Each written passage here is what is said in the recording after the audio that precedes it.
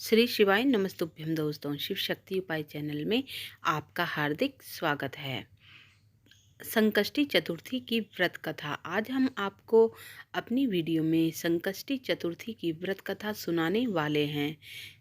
इस दिन भगवान श्री गणेश की पूजा के साथ साथ संकट चौथ माता का भी पूजन किया जाता है।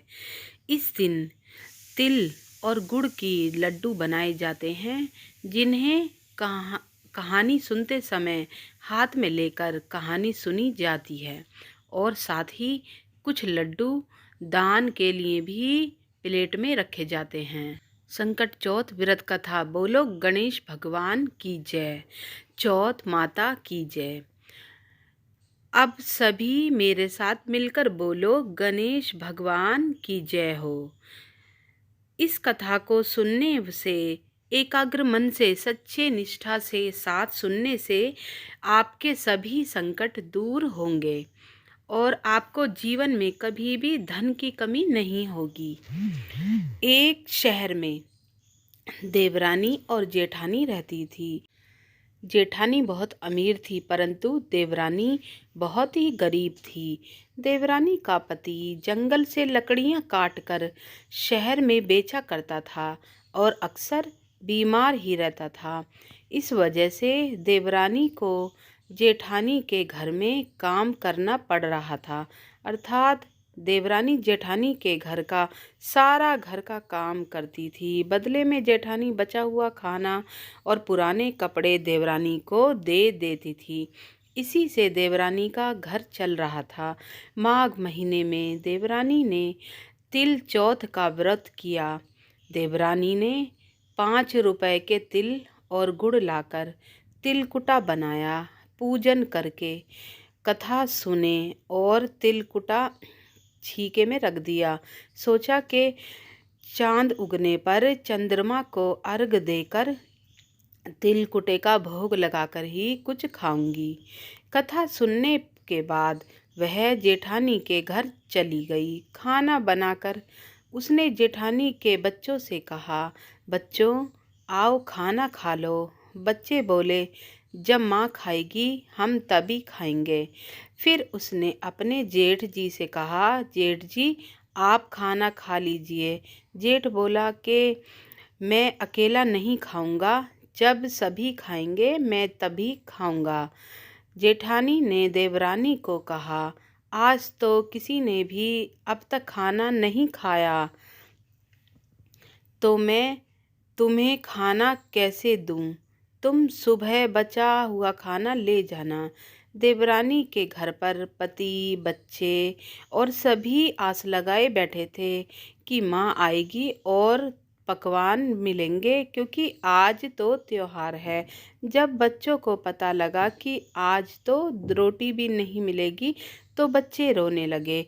उसके पति को भी बहुत गुस्सा आया और कहने लगा कि सारा दिन काम करके भी रोटी नहीं ला सकती तो काम क्यों करती हो। पति ने अपनी पत्नी को कपड़े धोने के धोबने से पीटा। धोबना टूट गया तो उसने पट्टे से पीटा। वे बेचारी गणेश जी को याद करती हुई रोती रोती पानी पीकर सो गई। उस दिन गणेश जी उसके स्वप्न में आए और कहने लगे, धोबना पीटी, पाटा पीटी सो रही है या जाग रही है? वह बोली, कुछ जाग रही हूँ, कुछ सो रही हूँ। गणेश जी बोले, कुछ खाने को दे दो। वह बोली, मेरे घर तो खाने का एक दाना भी नहीं है। जेठानी जो बचा कुचा देती थी, आज तो उसने भी वो भी ना दिया। पूजा का तिलकुटा छीके में पुड़ा है, वही खा लो। तिलकुटा खा लेने के बाद गणेश जी बोले, धोबना पीटी, पाटा पीटी, निपटाई लड़की है। वह बोली, ये पड़ा घर, जहाँ इच्छा हो वहीं निपट लो। गणेश जी बोले, कहाँ पहुँचूँ?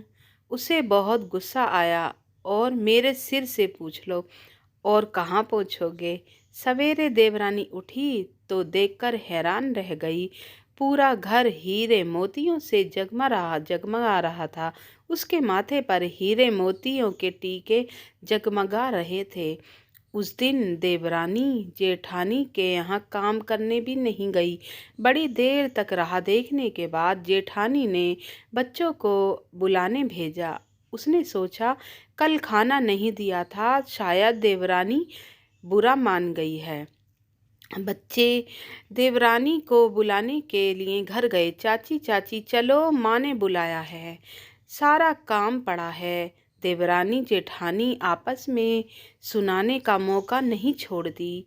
देवरानी बोली, बेटा बहुत दिन तक तेरी माँ के यहाँ मैंने काम किया है, अब ऐसा कर तू अपनी माँ को मेरे यहाँ काम करने के लिए भेज दे। बच्चों ने घर जाकर माँ को बताया कि चाची का घर तो सोहीरे मोतियों से जगमगा रहा है। जेठानी दौड़ती हुई देवरानी के घर पहुंची और पूछा, ये सब कैसे हुआ? देवरानी ने उसके साथ जो कुछ हुआ वह सब कह डाला। घर लौटकर जेठानी ने अपनी पति से कहा, आप मुझे धोबने और पाटे से पीटो। उसका पति कहने लगा, मैंने कभी भी तुम पर हाथ नहीं उठाया है, तो आज मैं तुम पर धोबने और पाटे से कैसे मार सकता हूँ? वह नहीं मानी और जिद करने लगी। उसके पति ने उसे धोबने और पाटे से पीटा।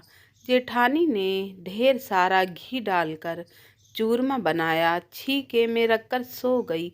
रात को चोक बनाया, सपने में आए और कहने लगे, भूख लगी है, क्या खाऊं? जेठानी बोली, गणेश जी महाराज, आपने देवरानी के घर तो सूखा चुटकी भर तिलकुटा खाया था, मैंने तो मेवे डालकर घी का चूरमा बनाकर छीके में रखा है, वही खा लीजिए। गणेश जी बोले, कहाँ निपटूं? उसके यहाँ तो टूटी फूटी झोपड़ी थी, मेरे यहाँ तो महल है, जहाँ मर्जी निपट लो। गणेश जी ने पूछा, कहाँ पहुँचूं? जेठानी बोली, उसका तो गंदा माथा है, मैंने तो तेल लगाया है, मेरे माथे से पूछ दो। धन की लोभी जेठानी सवेरे जल्दी उठी। सोचा घर हीरे मोतियों से भरा होगा, पर देखा सारे घर में गंदगी फैली हुई थी, खूब बदबू आ रही थी। उसके सिर पर गंदगी लगी थी। हे गणेश जी महाराज, ये आपने क्या किया? मुझसे रूठे और देवरानी पर टूटे। जेठानी ने सफाई करने की बहुत कोशिश की, पर गंदगी और फैलती गई। जेठानी के पति को पता लगा तो वह बहुत गुस्सा हुआ और बोला, तेरे पास सब कुछ था, फिर भी तेरा मन नहीं भरता, देख तेरे लालच का नतीजा। परेशान होकर जेठानी गणेश जी से विनती करने लगी, माफ़ी मांगने लगी। गणेश जी ने कहा, देवरानी से जलने के कारण और धन के लोभ से तूने जो किया, यह उसी का नतीजा है। इस प्रकार जेठानी को सबक सिखाते हुए गणेश जी ने अपनी माया समेट ली और देवरानी पर, गणेश जी महाराज, जैसे आपने कृपा की है, सबकी कृपा सब पर करना। कहानी कहने वाले, सुनने वाले और हुंकारा भरने वाले को सब पर कृपा करना। पर ये गणेश महाराज, जैसा आपने जेठानी के साथ किया वैसा किसी के साथ न करना। बोलो चौथ विनायक की जय हो, गणेश भगवान की जय हो। तो आज की जानकारी कैसी लगी? वीडियो की अच्छी लगी हो तो लाइक शेयर सब्सक्राइब ज़रूर करिएगा और कमेंट बॉक्स में हर हर महादेव ज़रूर लिखिएगा। बोलो गणेश जी महाराज की जय, बोलो सकट चौथ महाराज की जय।